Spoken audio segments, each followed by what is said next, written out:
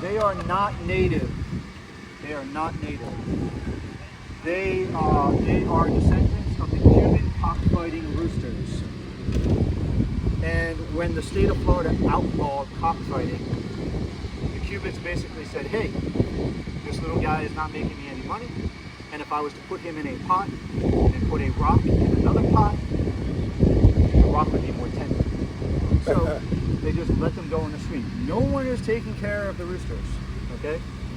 No one is, for the most part, nobody's feeding them, because you really don't want roosters living on or around your property, because they don't cock-a-doodle-doo just in the morning to tell you the sun's coming up. They're doing it all day and all night to say, this is my territory, stay the hell away, this is my family, my peeps, and they're saying that to the other roosters. And they do get into fights. They will absolutely get into fights. So, in 2005, the city of Key West hired a chicken catcher. And the city lost their damn mind because the city is known for its roosters. And the chickens were getting euthanized, and people just lost their shit. The guy, he spent more time doing TV interviews than he did actually chasing chickens and catching chickens. He worked for 3 months, he caught less than 50, and then he quit because he was getting death threats. So then the city decided, hey, we're not going to do that again. Because the city really is kind of known for its chickens. I mean, there's shirts on them. They're all over the town. There's a lot of things named after chicken and cock and rooster and all kinds of jokes that go along with that. So, anybody have any questions about the chickens? Oh, they do have 2 predators here in Key West. The baby ones, we do have chicken hawks and cats. People let their cats out at night, and they will take down the chickens. Do you have cheap eggs? I've never actually seen their eggs anywhere, so I don't know where they lay them. But that's the chickens. All right. This here is the USS Ingham. It is the most decorated ship of any branch of the U.S. military ever. Went into service in 1936. Came out of service in 1988. President Ronald Reagan said, hey, we're going to leave this ship as a museum, a time capsule. So almost everything on the ship is as it was back in 1988. There are a few exceptions, one being on the front of the ship up there, where you see the, looks like a giant piece of pottery. I don't even know what that is. There's a bar up there, bar. And then all down the middle, where they used to have the bunks all the way down the middle of the ship, is the museum for artifacts for people who used to work on the ship. So normally there would be 3 bunks tall, and they would be staffed, I'm not staffed, but somebody would be sleeping in them. They'd get out of their 8-hour shift of sleeping, and somebody else would get right into that bunk. The fun and interesting thing about that ship for me is, by the way, the owner of that ship, privately owned. He is the president of the Historical Society, and he pays rent just like any other boat would. Keep that boat there. It has 2, quantity 2, 6,000 horsepower steam engines, as in shoveling the coal, making the steam. They have not run since 1988 when the ship was decommissioned. When he has to move that boat, he has a tug that will pull him around. Do we have everybody back? 2, 4, 6, 8, 9? No, we don't. Yeah, so I think it'll be open later on today. The Seafood Festival is, just so you know, if you wanted to go to it, it is a pay-to-enter festival. So you just don't get in for free. If you wanted to come back down this way. That's over there? Yeah, that's the Seafood Festival. Yeah. I don't know what time it starts, but I do know that it's pay-to-enter only because they've been advertising on the radio. Further down that way, and we're not going to be going there because it is also a pay-to-enter location, is Fort Zack State Park, where they have an actual fort. You can go in there and take a tour of the Fort Zack, and they do have some natural beaches over there. If you decide you're going to go in the water in Key West, you'll want to wear your shoes in the water because our beaches are rocky beaches. You walk in, there's rocks in there. All right, we had a couple questions about Key West life on the way over. So, Let's talk a little bit about living in Key West. First of all, my wife and I, we moved to Key West about 4 years ago. I was living in Fort Lauderdale, and she was living somewhere else, and she got stationed here at Naval Air Station Key West.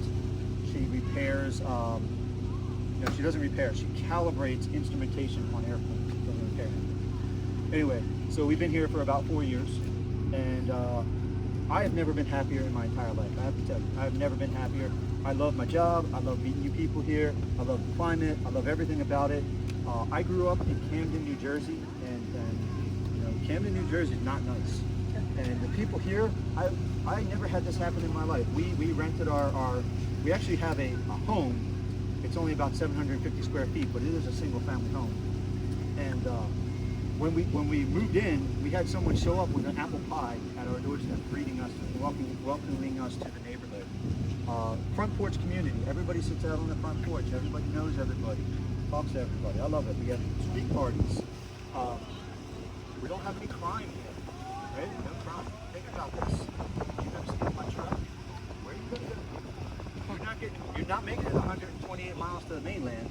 So I can tell you many times, and I'm not proud that I do this, but I leave my wallet on the center console with my truck unlocked, and it's still there when I get back. Other than like bicycle theft, no crime here. The police, they do everything in their power not to give out tickets, unless you're being a jerk. I mean, I will tell you that my buddy does AC work, air conditioning work. He got caught by the same cop 3 times drinking while he's driving during the day doing his air conditioning work. And each time the cop tells him, look, you got to park your van and you can take your alcohol, but you can't drive it. So they make him park his van. And after the 3rd time, they said, hey, listen, if we catch you again, we're going to call your work. And they did. They called him a 4th time. He got fired. He got a new job the next day at a different AC company. It ended up actually working out better for him because now he makes more money. But he finally stopped doing that because he realized, hey, if I get pulled over, I'm going to lose my job. So, but they're doing everything they can. They're not trying to give out DWIs. They're not trying to give out tickets for not wearing a seatbelt. Everybody who comes here typically is an adult. Kids can't afford to come here and stay on vacation, right? So 2, 4. Okay, we got it. So we don't get a lot of kids here. We don't have a lot of bar fights or anything like that.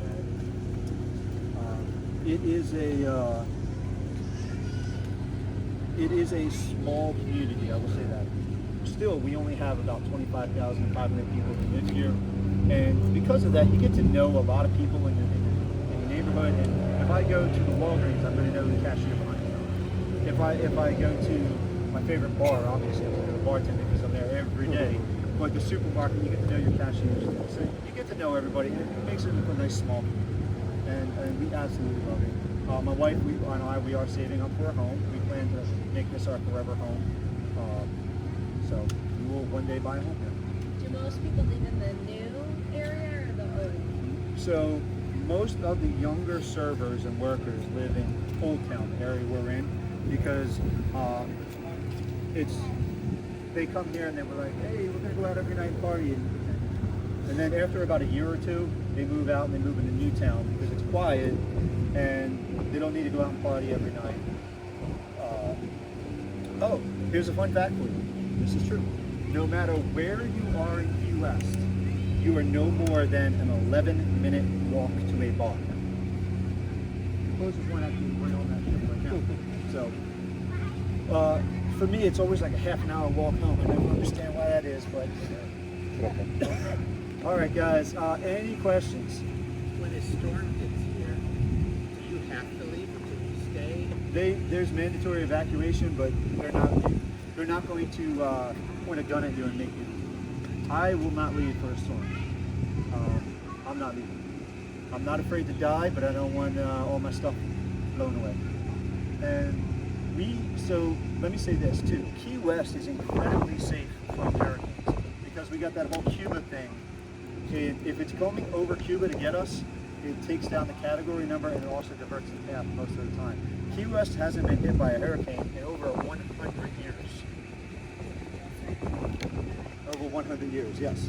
But I will say this: the possibility of a storm is causing people to have to sell their homes here. My neighbors 2 doors down who own their home, they just sold it. It just sold on Friday, Valentine's Day, and because their insurance was going up so much every year, they couldn't afford it anymore. So they say, hey, we really want to live here, but we're going to have to move into a condo because we just can't afford the insurance. I will tell you, 2 years ago, my wife and I looked at buying a home, and we could afford the home, but they wanted $23,500 per year for insurance.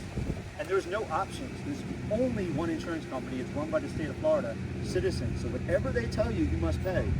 That's what you pay. So we didn't buy the home because we couldn't afford the insurance. But that's like another mortgage payment. That's almost $2,000 a month.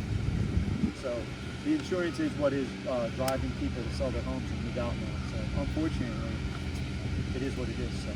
How close is the next key? You're the furthest south, right? Well, Stock Island is the next key, technically, Stock Island, and it's from here 2 miles. It's right over the bridge. It's in the Key West zip code, but Stock Island. So are there a lot of people from the other keys that come here just To work? Yeah. work, Absolutely. go grocery shopping, or they Absolutely, have their own? absolutely. The next grocery store isn't for another 45 minutes north up to drive up there. So people will absolutely come to Key West. We have 2 Publix and 1 Winn-Dixie. We used to have Kmart up until 2022, and they closed down on Kmart, which was a shame because they had the best prices on beer and things like work boots. No place here sells work boots, right? So if you want those, you have to order them online. Oh, we do have Turtle Hospital.